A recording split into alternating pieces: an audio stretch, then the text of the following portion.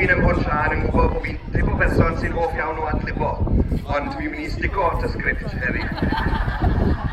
As ai dros amser, bydd Ann tu ôl fi i boco fi. Wel, ble allai ddechrau gwedw? Offa yn gyntaf diolch i grŵp Lledron am gynnal rali llwyddiannus iawn hyd yn hyn a fi'n siŵr y bydd hi'n rali yr un llwyddiannus ar ddiwedd y dydd. Wys i, erioed breuddwydio byddwn ni'n cael fy wneud yn ffarmwr ifanc y flwyddyn yng Ngheredigion. Oherwydd pan nes i ymuno ar mudiad rhyw 13 o flynyddoedd, 14 o flynyddoedd yn ôl, pan o'n i 11 oed, fe ro'n i mewn sir arall ac yn aelod o glwb Dyffryn Coffi. Dwi wedi bod yn aelod mewn 2 sir, Sir Gar a bellach Ceredigion. A dwi hyd yn oed wedi cael cynnig i ymuno â Sir Bymro. O wared leg i Ann, mae wedi gwneud yn siŵr bod y transfer fi yn rhy uchel iddyn nhw. Dyna beth mae'r Cardydd yn neud, wel, maen nhw'n prynu nhw mewn yn chip ac yna neu gwerthu nhw am gwbl y pris. Ond, hyd yn oed cyn i ni mentro dros afon teulu i mewn i Geredigion, ro'n i wastad fel yn ystyried fy hunan yn hanner Cardydd. Oherwydd bod teulu fy mam o'r rhan hon o Geredigion ac yn gyn aelodau o'r hen glwb enwog hwnnw, Clwb Llan Hilar. Ond, erbyn hyn, nid hanner Cardy ydw i. Dwi'n Gardy llawn. Dwi'n gwybod bod hwnna'n mynd i gael clap. A'r penderfyniad i ymuno â Chlwb Pontllan ac ar Cheredigion yw'r penderfyniad gorau i fi wneud eriod.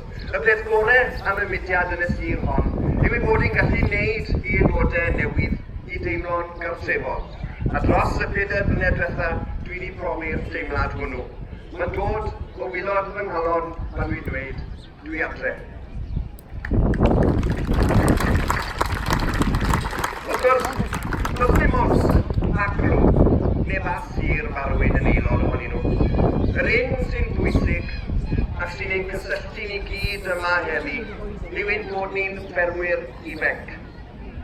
Nawr, rydyn ni'n disgrifio'n hunain fel mudiad sy'n cynnig cyfleoedd i bobl rhwng 10 a 26 oed. Ond i fi, mae'r ffermwyr ifanc yn gymaint mwy na hynny. Fel yma heddi yn dangos, mae'r ffermwyr ifanc yn fudiad i bawb. Dim ond beth yw eich cefndir chi, eich oedran chi, na'ch swydd. Ac mae angen mudiad fel y ffermwyr ifanc. Mewn oes lle mae cefn gwlad yn colli yr adnoddau pwysica, fel y banciau, yr ysgolion a'r capeli. Lle mae Brexit, pryd bynnag yna hwnnw a costawau, ar fin ein tywys ni'r niwl. A lle mae'n unfed awr ar 10 ar ein cymunedau Cymraeg. Mae'r ffermwyr ifanc yn cynnig cryfder ac arweiniad, ac mae'n bwysig ei bod i'n parhau i wneud hynny. Wrth gwrs, mae yna rai yn feirniadol o ni fel mudiad, ac yn rhy aml i ddweud y gwir, dwi wedi cael pobl yn troi eu trwynau nhw, dim ond wrth i fi sôn fy mod i'n aelod o'r ffermwyr ifanc.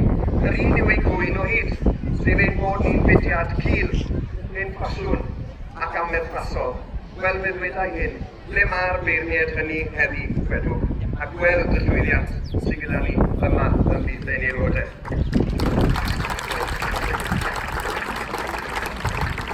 Dyn ni ddim yn berffaith fel mudiad, ond pa mudiad ieuenctid arall sydd yn. Ac mae yna waith da yn cael ei wneud ganddo ni, boed yn cynnig cyfleon i bobl ifanc, codi arian ar gyfer elusennau a threfnu digwyddiadau cymdeithasol. Ac mae angen i'r gwaith da hwnnw gael sylw. Ond yn ytrach na ni yn aros i bobl eraill sylwi arno ni, mae angen i ni fynd mas i'r byd mowr a gwerthu ein hunain. Ac nid dyletswydd ni'r swyddogion y llwyfan fan hyn yn unig yw hwnnw. Mae'n ddyletswydd ar bob un ohonom ni, bob aelod, bob arweinydd a bob client. Ewch mas na a dangoswch i bobl beth mae'r ffermwyr ifanc yn ei wneud yma yng nghefn gwlad. Dangoswch iddyn nhw beth yw gwir ystyr y ffermwyr ifanc.